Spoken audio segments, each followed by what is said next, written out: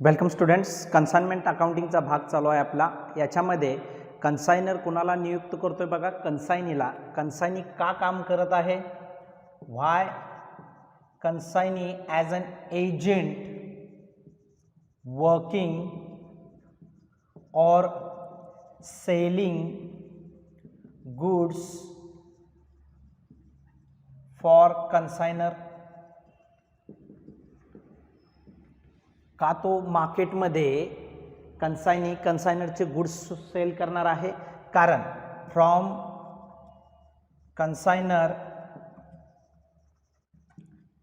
कन्सायनी gets commission on sale proceeds. जितके goods sell करेल कन्सायनरकडून एका ठराविक पर्सेंटेजमध्ये, म्हणजे त्यांच्यामध्ये ॲग्रीमेंट झालेला असेल त्यानुसार कन्सायनीला काय मिळेल, कमिशन मिळेल. पहा, हे commission is an income. This is an income for कन्सायनी.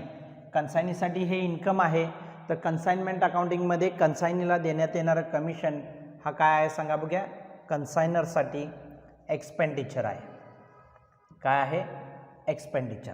मग हे जे कमिशन्स आहेत त्याचे डिव्हिजन करण्यात आलेले आहे. पहा, कमिशन जे कन्सायनीला दिलं जातं ते 3 भागात डिवाइड करण्यात आलेलं आहे. एक नॉर्मल कमिशन आहे,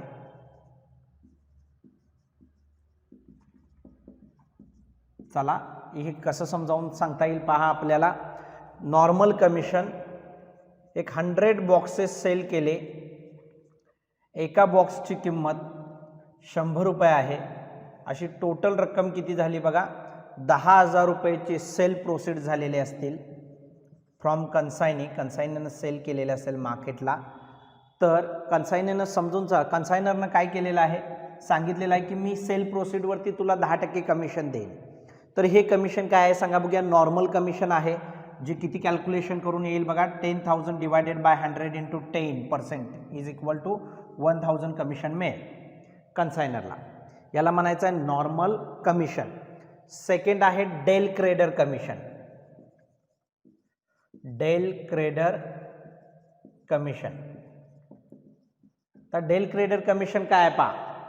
गुड सेल करत असताना ते कसे सेल केले जातात, एक तर कॅश अदरवाईज क्रेडिट. हे माहीत आहे आपल्याला. गुड सेल करत असताना ते कसे सेल केले जातात, एक तर कॅश नाही तर क्रेडिट.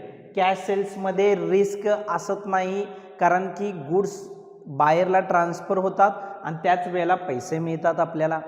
क्रेडिट ट्रान्झॅक्शनमध्ये काय होतं सांगा बघूया. देर इज अ रिस्क की काय, की ओनरशिप गुड्समधील ट्रान्सफर होते बायरला, परंतु पैसे त्याचे कधी येणार असतात सेलरला बायरकडून, एक नेक्स्ट फ्युचर पिरियडमध्ये येणार असतात. म्हणजे एक 8 दिवस 15 दिवसांचा जेवढा क्रेडिट डेज अलाउड केलेले असतील सेलरने बायरला, त्या पिरियड नंतरच येणार असतात. आणि त्यामध्ये चान्सेस असतात क्रेडिट सेल्समध्ये की बॅड डेब्ट्स होण्याचे. काय होण्याचे, बॅड डेब्ट्स होण्याचे. बॅड डेब्ट्स म्हणजे काय आहे की गुड्स सोल्ड केले क्रेडिटवरती आणि त्याचे पैसे आपल्याला जर येणार नसतील तर ते आपले पैसे बुडले, म्हणून आपण त्याला काय म्हणतो अकाउंटिंग कॉन्सेप्टमध्ये, बॅड डेब्ट्स. आता इथं पहा, डेल क्रेडर कमिशन जर ओनरशिप कुणाजवळ आहे, गुड्सची कन्सायनरजवळ आहे. कन्सायनी काय म्हणून काम करणार आहे, ॲज अन एजंट म्हणून काम करणार आहे, बरोबर आहे. त्यामुळे जर कन्सायनीने गुड्स क्रेडिटवरती सेल केले आणि इन केस काही बॅड डेब्ट्स अराईज झाले तर तो लॉस कुणाचा असेल सांगा बघूया.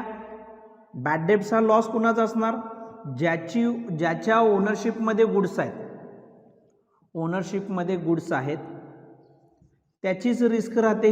रिस्क राहणार आहे पैसे बुडण्याचे. ओके, म्हणजे जर डेल क्रेडर कमिशन कन्सायनीला अलाउड करत नसेल आणि इन केस क्रेडिट सेल्समध्ये पैसे जर बुडले, बॅड डेब्ट झाले, तर ती रिस्क कुणाची राहते, अल्टिमेटली कन्सायनरची राहते. कुणाची राहते, कन्सायनरची राहते, कारण की ओनरशिप आहे. आता डेल क्रेडर कमिशन जर अलाउड केलं, समजून चला कन्सायनीला डेल क्रेडर कमिशन अलाउड करण्यात आलेलं आहे. Allowed consignor allowed del credere commission to consign. अशा केसमध्ये बॅड डेब्ट्स जे आहेत, जर पैसे बुडलेच, ती रिस्क कुणाची राहते सांगा बघूया? कन्साइनीची राहते. ती रिस्क कुणाची राहणार आता? कन्साइनीची. समजलं डेल क्रेडर कमिशन काय आहे? Del credere commission is allowed by consignor to the consignee in the case of if bad debts arise such risk will be sustain by consignee. कोण सस्टेन करेल ही रिस्क? कन्साइनी सस्टेन करेल. जर del credere commission allowed केलेलं असेल कुणी? कन्सायनरने कन्साइनीला. Otherwise काय सांगा बघूया? डेल क्रेडर कमिशन दिलेलं नसेल कन्सायनरने कन्साइनीला तर होणारे बॅड डेब्ट्स म्हणजेच लॉस, ओनरशिपची जे काय गुड्समध्ये ओनरशिप कन्सायनरची असल्यामुळे रिस्क कुणाची राहील? त्याची कन्सायनरचीच राहणार आहे. पैसे जे बुडतील ते कन्सायनरने सस्टेन करायचे आहेत. ओके. नेक्स्ट आहे स्पेशल कमिशन किंवा याला आपण म्हणू ओव्हररायडिंग कमिशन. आता काही वेळेला काय म्हणतो कन्सायनर कन्साइनीला, 100 बॉक्सेस 100 रुपये प्रमाणे जर सेल केलेस तर मी तुला एक 10% कमिशन देईन. आता हे 100 बॉक्सेस 100 रुपयापेक्षा जरी जास्त किमतीनं सेल केलेस तर मी तुला त्याच्यावरती एक्स्ट्रा कमिशन देतो म्हणून सांगतोय कन्सायनर. याला म्हणायचं आहे स्पेशल कमिशन किंवा ओव्हररायडिंग कमिशन. समजून चला, या 100 बॉक्सेसमध्ये 100 रुपयांनी जर सेल केले तर 10% कमिशन मी तुला देईन. आणि इन केस जर तू हे बॉक्सेस 100 रुपयाच्या वरती जाऊन आणि सेल केलेस प्राईसला तर मी त्याच्यावरती तुला एक्स्ट्रा कमिशन देईन. ते किती पर्सेंट आहे म्हणून सांगताय? 20%.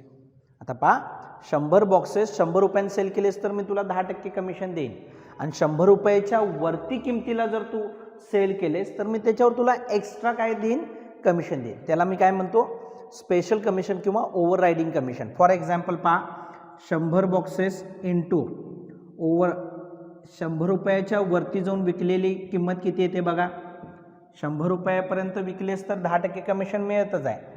मग 100 रुपयाच्या वरती जाऊन एक बॉक्स किती रुपयाला विकला? त्याने 110 रुपयाला. म्हणजे एक्स्ट्रा किती रुपये एक्स्ट्रा किती त्यानं रुपये घेतले एका बॉक्स पाठीमागं? 10 रुपये कन्साइनीने. तर अशा वेळेला हे जे एक्स्ट्रा पैसे मिळालेले आहेत त्याच्यावरती मी तुला 20% कमिशन देईन. 200 रुपये. Okay. Overriding commission otherwise special commission कन्सायनरकडून कन्साइनीला का अलाउड केले जातात? कारण कन्साइनीने ते अधिक किमतीला काय केले पाहिजेत? गुड्स सेल केले पाहिजेत. त्याला स्टिम्युलेट करण्यासाठी कन्सायनरकडून कन्साइनीला काय दिले जातात? स्पेशल कमिशन किंवा ओव्हररायडिंग कमिशन दिले जातात. तर हे 3 कमिशनचे महत्त्वाचे टाईप्स आहेत. पहा, कन्सायनर प्रिन्सिपल आहे, कन्साइनी एजंट आहे. कन्साइनीला नियुक्त कुणी केलेलं आहे? कन्सायनरने. ओनरशिप इन गुड्स कुणाजवळ आहे? कन्सायनरजवळच आहे. हा भाग आपण ऑलरेडी पाहिलेला आहे. कन्साइनीला मिळणार आहे कन्सायनरकडून कमिशन, ते कन्साइनीचं इन्कम आहे, कन्सायनरचं एक्सपेंडिचर आहे. कारण की कन्सायनरला कमिशन द्यावं लागणार आहे, खर्च होणार आहे कन्सायनरचा. आता हे कमिशन 3 भागात डिवाइड केलं आपण. एक नॉर्मल कमिशन, दुसरं डेल क्रेडर कमिशन आणि तिसरं स्पेशल कमिशन. नॉर्मल कमिशन काय आहे? 100 बॉक्सेस सेल करायचे आहेत. ते कितीला सेल केले? 100 रुपयाप्रमाणे. म्हणजेच थोडक्यात 10,000 रुपयाला सेल केले, त्याच्यावरती मी तुला 10% कमिशन देतो म्हणून सांगतोय कोण? कन्सायनर.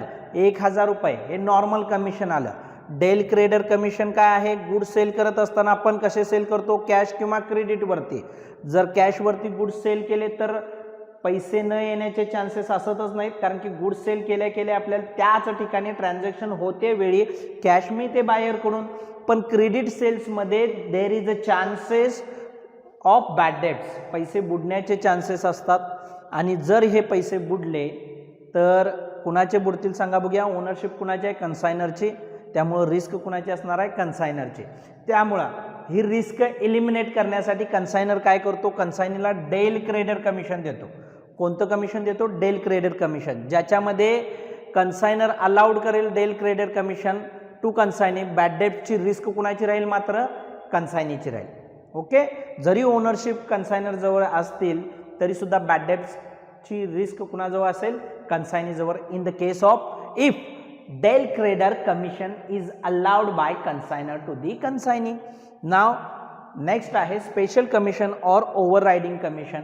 100 बॉक्सेस 100 रुपयाला सेल कर म्हणून सांगितलेलं आहे कन्सायनरने कन्सायनीला. मी तुला त्याच्यावरती 10% कमिशन देईन.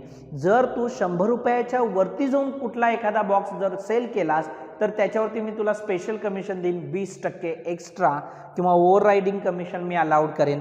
आता फॉर एक्झाम्पल घेतलं, 100 बॉक्सेस 110 रुपयाला सेल केले कुणी, कन्सायनीने, तर या केसमध्ये एक्स्ट्रा 10 रुपये काय केलेले आहेत, 100 रुपयाला विक म्हणून सांगितलेलंच आहे कन्सायनरने कन्सायनीला, त्याच्यावरती 10% मिळेल. आणि 110 मधून 100 गेले, 10 रुपये एक्स्ट्रा रक्कम घेतलेली आहे, प्राईस घेतलेली आहे, सेलिंग प्राईस घेतलेली आहे कन्सायनीने बायरकडून. तर 100 गुणवले 10 असे किती रुपये घेतलेत एक्स्ट्रा, 1000. त्याच्यावरती 20% एक्स्ट्रा कमिशन मिळत आहे. कुणाकडून सांगा बघ्या, कन्सायनरकडून कन्सायनीला. याला म्हणायचं स्पेशल कमिशन और ओव्हर रायडिंग कमिशन. आलं का लक्षात? बघा मी कशाचा भाग सांगितलेला आहे तुम्हाला, कन्साइनमेंट अकाउंटिंगमध्ये कन्सायनीला देण्यात येणारं कमिशन.